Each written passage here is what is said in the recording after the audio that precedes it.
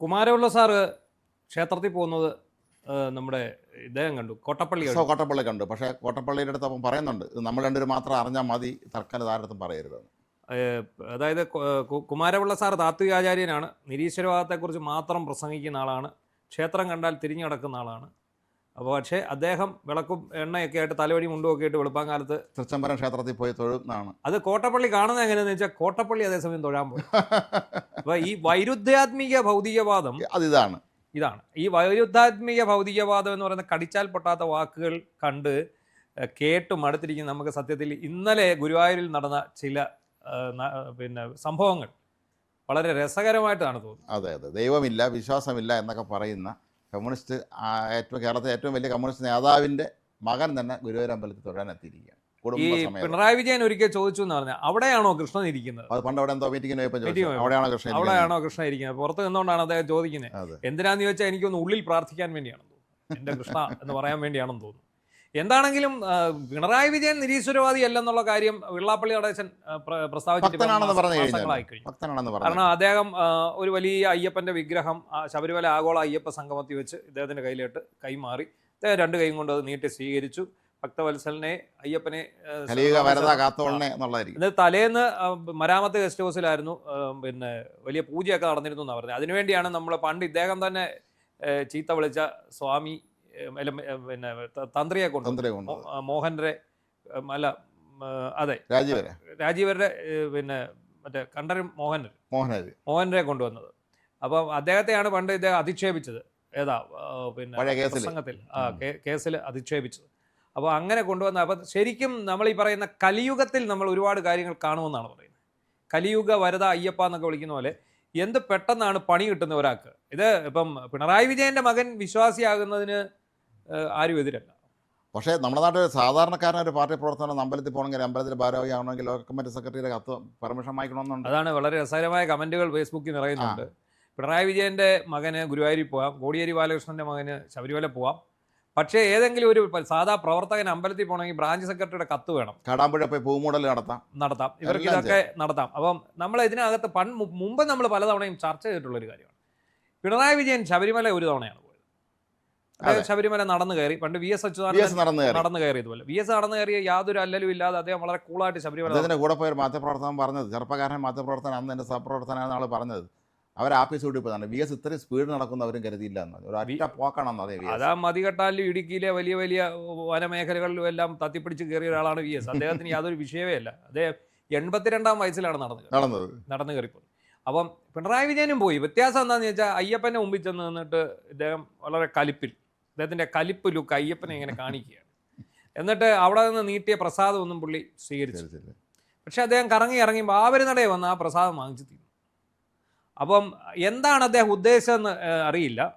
അയ്യപ്പൻ എന്ന് പറയുന്ന ദൈവത്തെ അദ്ദേഹത്തിന് താല്പര്യമില്ല. വാവർ എന്ന് പറയുന്ന അയ്യപ്പൻ്റെ സുഹൃത്തായിട്ടുള്ള ആ സങ്കല്പത്തോട് അദ്ദേഹത്തിന് താല്പര്യമുണ്ട്. അദ്ദേഹത്തിന്റെ പ്രതീകമായി അദ്ദേഹം കണക്കായി കാണുമായിരിക്കും.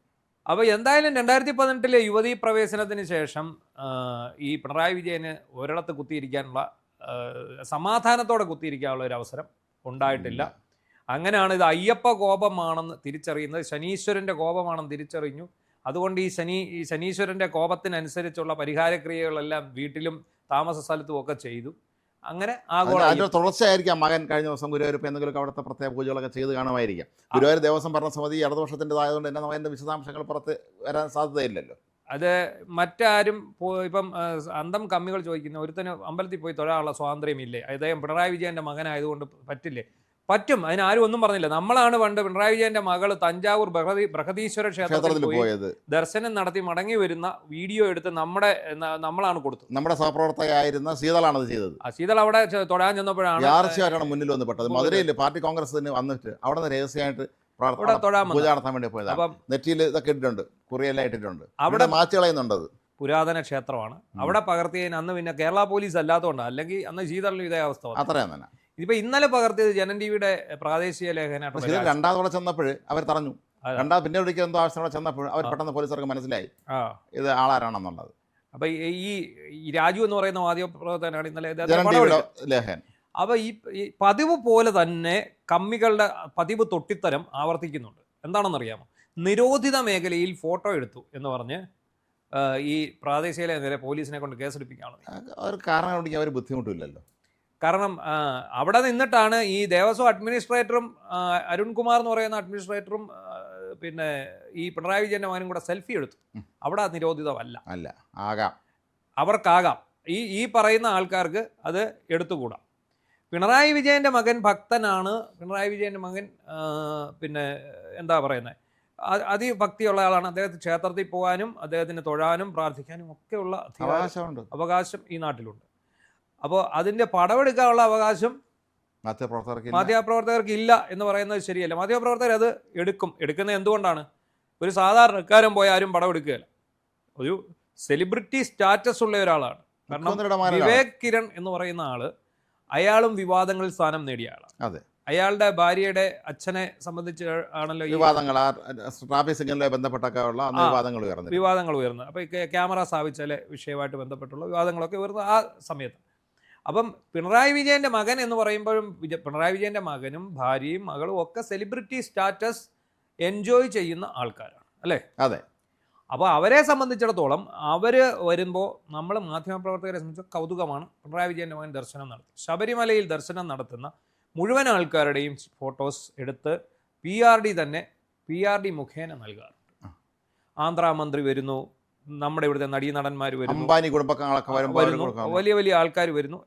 ആകെപ്പാടെ അവിടെ ഒരു വിലക്കുണ്ടായത് രാഷ്ട്രപതി വന്നപ്പോൾ മാത്രമാണ്. രാഷ്ട്രപതിക്ക് മാത്രം സെക്യൂരിറ്റിയുടെ ഭാഗമാണല്ലോ, അതിന്റെ ഭാഗമായിട്ട് മാത്രമാണ്. എങ്കിലും PRD ഫോട്ടോസ് പ്രൊവൈഡ് ചെയ്തിരുന്നു.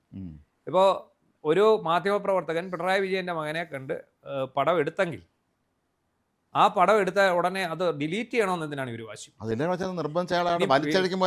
ഫോട്ടോഗ്രാഫിക്ക് നിരോധനമുള്ള മേഖലയെന്ന് പറയുന്നിടത്ത് ക്ഷേത്രത്തിന്റെ സുരക്ഷയെ ബാധിക്കുന്ന രീതിയിൽ ഫോട്ടോ എടുക്കരുതെന്നേ ഉള്ളൂ. ഒരു വ്യക്തി അവിടെ നിൽക്കുന്ന ഫോട്ടോ എടുക്കുന്നതിനകത്ത് യാതൊരു കുഴപ്പമില്ല. അയാളുടെ അനുവാദം വേണം എന്ന വേറൊരു വാദം കൂടിയുണ്ട്. പക്ഷേ ഒരു സെലിബ്രിറ്റി വന്ന് നിൽക്കുമ്പോൾ ആരും അനുവാദം ചോദിച്ചിട്ടല്ല. അല്ല, ഇതിനകത്തൊരു പ്രശ്നം, ഇത് അതീവ രഹസ്യമായിട്ടാണ് അദ്ദേഹം പോയത്. ഒരു സാധാരണക്കാരനെ പോലെ പോയി. പിണറായി വിജയന്റെ മകൻ ചുമ്മാ ഒരു ക്ഷേത്രത്തിൽ എന്ന് കയറി ആരറിയാനാ ഇത് പിണറായി വിജയന്റെ മകനാണെന്ന് ആരറിയാം. പക്ഷേ ഇതിനകത്ത് പ്രശ്നം എന്താണെന്ന് CPM-ൽ നിന്ന് ഇത് ചോർന്നു. ഇപ്പോഴത്തെ ഏറ്റവും വലിയ പ്രശ്നം അതാണ്. ഇത് ചോർന്നത് CPM-ൽ നിന്നാണ് ആണല്ലോ. കാരണം CPM-ൽ നിന്ന് ചോരുമ്പോൾ സ്വാഭാവികമായിട്ടും മറ്റു മാധ്യമങ്ങൾക്കൊക്കെ ഈ വാർത്ത റിപ്പോർട്ട് ചെയ്യാൻ പേടിയുണ്ട്, ഭയമുണ്ട്. കാരണം പിണറായി വിജയന്റെ മകൻ വന്ന് ക്ഷേത്രദർശനം നടത്തുന്ന വാർത്ത റിപ്പോർട്ട് ചെയ്യാൻ ഇവിടുത്തെ മറ്റു മാധ്യമങ്ങൾക്ക് ഭയമുണ്ട്. അവർ ഈ കള്ളക്കേസ് പേടിക്കുന്നു. അപ്പോൾ പല ആൾക്കാരോടും പറഞ്ഞ കൂട്ടത്തിൽ ജനൻ ടിവിയുടെ റിപ്പോർട്ടറോടും പറഞ്ഞു. അയാൾ സധൈര്യം വന്ന് പടമെടുത്ത പുറകെ അയാളെ കഴുത്തിന് കുത്തിപ്പിടിച്ച് പടം ഡിലീറ്റ് ചെയ്യുകയാണ്. ആര് ഡിലീറ്റ് ചെയ്യുന്നു? ഇവരിപ്പം നിരോധിത മേഖലയാണെങ്കിൽ ഇവരെന്താ ചെയ്യേണ്ടത്? ഇവർ നേരെ ഇയാളെ പിടിച്ചിട്ട് ഇയാളിപ്പം നമുക്കറിയാം, കൊച്ചിയിൽ വന്ന് കിടന്ന ഇറാനിയൻ കപ്പലിൻ്റെ ഫോട്ടോസ് ആരും പ്രചരിപ്പിക്കരുത്, ഫോട്ടോസ് എടുക്കരുതെന്നൊരു നിർദ്ദേശം നമ്മുടെ സുരക്ഷാ സേനയുടെ ഭാഗത്തു നിന്നുണ്ടായി. അത് കൂടാതെ അവിടെ ചെന്ന് പടമെടുത്തതിനാണ് ടൈംസ് ഓഫ് ഇന്ത്യയുടെ ആരായിരുന്നു ലേഖകന്മാരെ പിടിച്ചത്? നാഷണൽ ചാനലിന്റെ ലേഖകനെയും ക്യാമറമാനെയും പിടികൂടി റിമാൻഡ് ചെയ്തു. കാരണം അത് ദേശീയ സുരക്ഷയെ ബാധിക്കുന്ന വിഷയമാണ്. ഇപ്പൊ ഈ പറയുന്ന വിവേക് കിരൺ എന്ന് പറയുന്ന പിണറായി വിജയന്റെ മകൻ ഇവിടെ വന്നൊരു ദർശനം നടത്തുന്ന ഒരു ഫോട്ടോ എടുക്കുന്നത് ദേശീയ സുരക്ഷയെ ബാധിക്കുന്ന വിഷയമൊന്നും അല്ലല്ലോ, കേരളത്തിന്റെ സുരക്ഷയും ബാധിക്കുകയല്ല, അല്ലേ? അല്ല, ഇവരൊക്കെ ഈ ഭക്തി എന്ന് പറയുന്ന ഈ ആളുകളെ വിഡ്ഢികളാക്കുക എന്നുള്ള ഒരു സ്ഥിരം പരിപാടി ഉണ്ടല്ലോ, അതിന് അങ്ങോട്ട് വില പോകില്ലെന്ന് മനസ്സിലായില്ലേ? ഇവര് വിഡ്ഢികളാക്കുന്നത് ഹിന്ദുക്കളെയല്ല, ന്യൂനപക്ഷങ്ങളെ. അതാണ്. ന്യൂനപക്ഷങ്ങളുടെ മുന്നിൽ ഞങ്ങൾക്ക് ദൈവം ഇല്ല, ഭഗവാൻ ഇല്ല, ഞങ്ങൾ ഹിന്ദുക്കളല്ല എന്ന് വരുത്തി തീർക്കാനാണ് ഇവർ ശ്രമിക്കുന്നത്. ഇവർ ശ്രമിച്ചിട്ട് എന്ത് ചെയ്യുന്നു? ഈ ന്യൂനപക്ഷങ്ങളുടെ സിമ്പതി പിടിച്ചു പറ്റി അവരുടെ വോട്ടുകൾ വാരിക്കൂട്ടി ഞങ്ങൾ നിങ്ങളുടെ സംരക്ഷകരാണെന്ന് വരുത്തി തീർക്കുക എന്നുള്ള ലക്ഷ്യമാണ്. അതാണിപ്പോൾ അമ്പെ പൊളിഞ്ഞിരിക്കുന്നത്.